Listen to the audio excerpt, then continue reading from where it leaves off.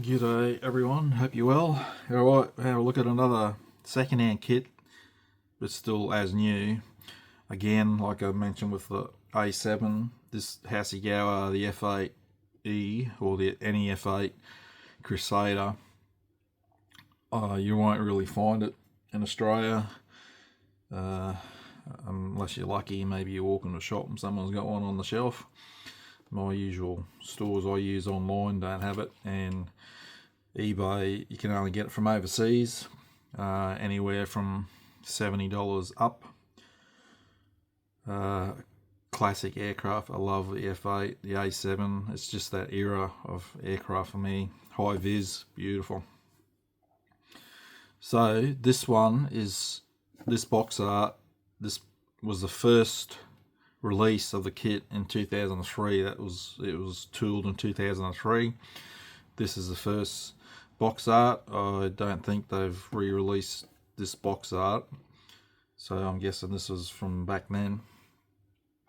This kit has been boxed 19 times since then, so it's obviously popular.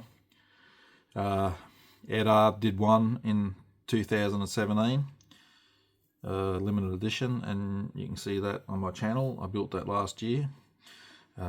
Great fun, really enjoyed it. I added aftermarket, even though the kit came with it, I added extra as well.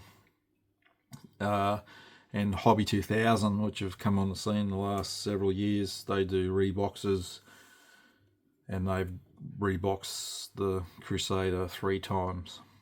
So it's still popular, obviously, because they still keep putting them out. But for me, I would love to see someone make new tools of some of these aircraft, like the A7, F-8. Just modernise the kit, bring it up to today's standards. Even though this is a good kit, I think it can be improved by modern standards, and also come with weapons, which Hasegawa are renowned for not including in their kits.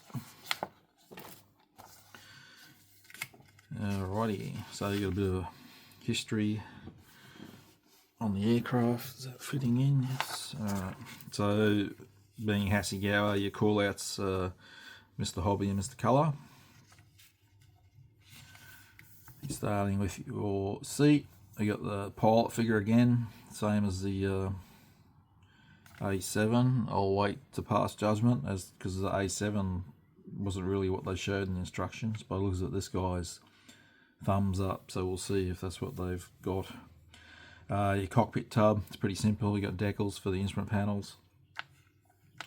The intake is 2 halves and it's blanked off at the back.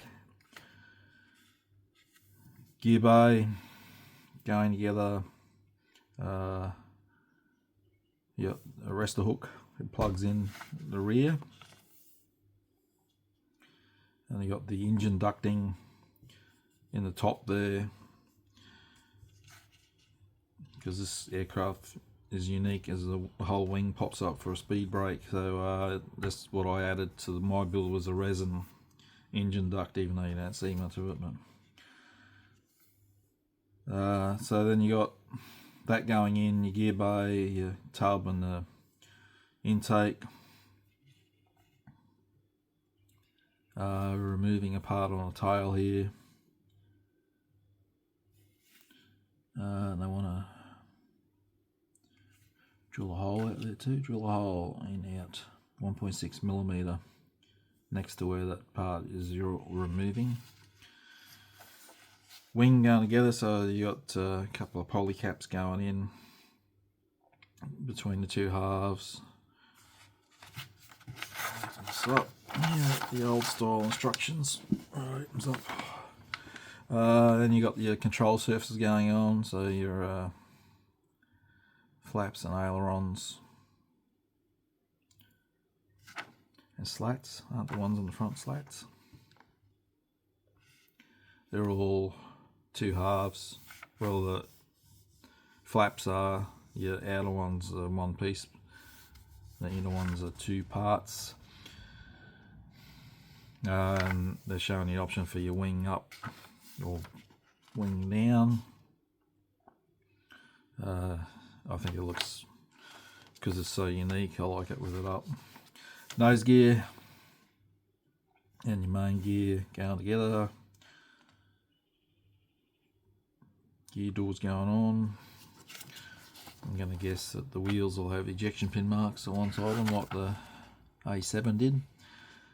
Right, you got it's like a plate goes between the gear bay, in between the main landing gear, so it's part of the skin on the outside. A little control surfaces underneath, stabilizers under the belly. Your horizontal stabilizers are one piece. Engine going, plugging in again, there's not much detail wise, even though it is 2003. It was a lot newer than the A7. And you got the windscreen going on, the main canopy, got a canopy frame, and then your wing up, wing down. This is your polycaps going in. These parts sit in there, push into that. So if there's two different parts for which way you're displaying it, open or closed. You got pylons for the fuselage for the rockets, the Zuni rockets, which I think also looks nice on this aircraft. And that was it, was it? Yep, that's it. And you got nice high vis schemes. VF-191, Satan's Kittens, CVW-19 Commander aircraft, US Navy. So it's CAG bird, is it? And then we got, hang on, different aircraft numbers. So Satan's Kittens again. This is different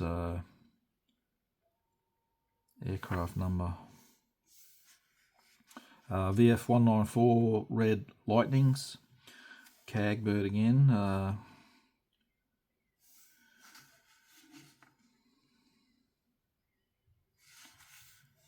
Just checking, it's the same again, but it's different.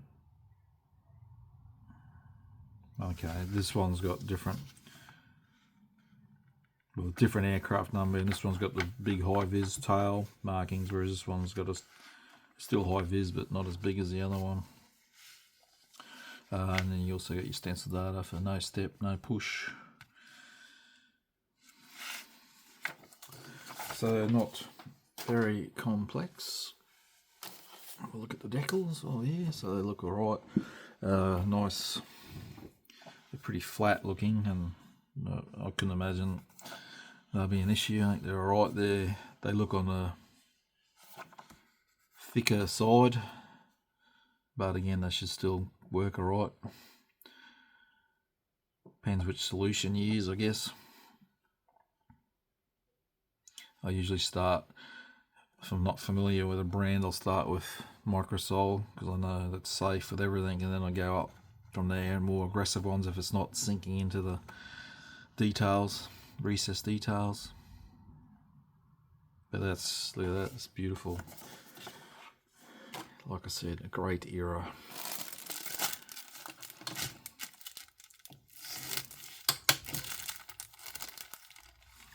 Right, you got your polycaps. The canopy's a bit scuffed. It's not scratched, but it needs a bit of a polish. Probably dip it. There's a bit of, might be a couple of little scratches there. I might polish out as well.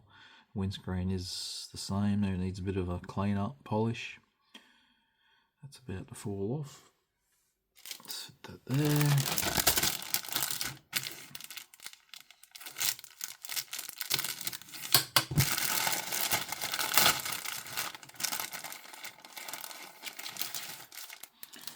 No loose parts. Alright. You got your Zuni rockets, the little stabilizer for the underside.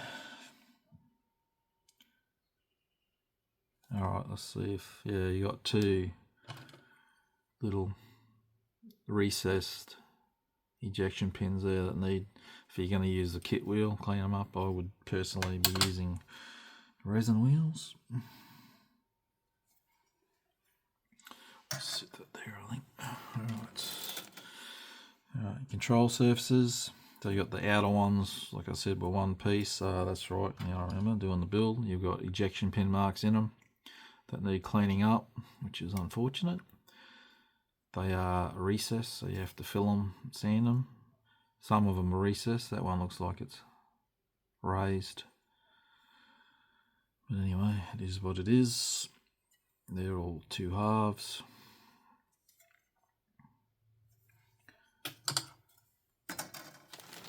Alright.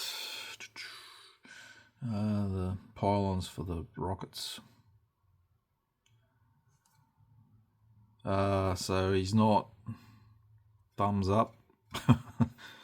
He's in a posable, or he's in a position where he's actually flying now. He's his hand on the throttle and the other hand's on the joystick, so which is for me really what I would want anyway. If you're putting a pilot in, it doesn't have to be in, well, if it's in flight obviously that's what you want, but I guess if it's sitting on the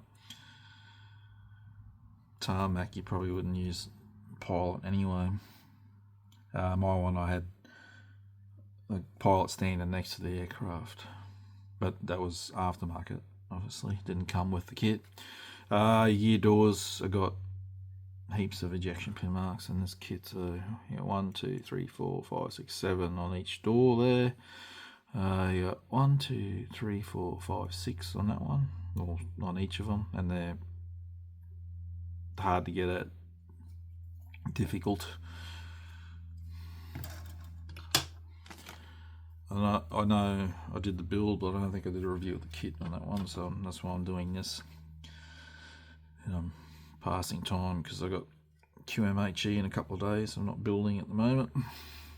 So you got the nose gear, got the 2, and the main wheels have got the 2 recessed ejection pin marks. Gear, legs have, there's a couple, is there? Yeah, a little shallow one there that we can probably get away with sanding that down a bit. Right, last bag.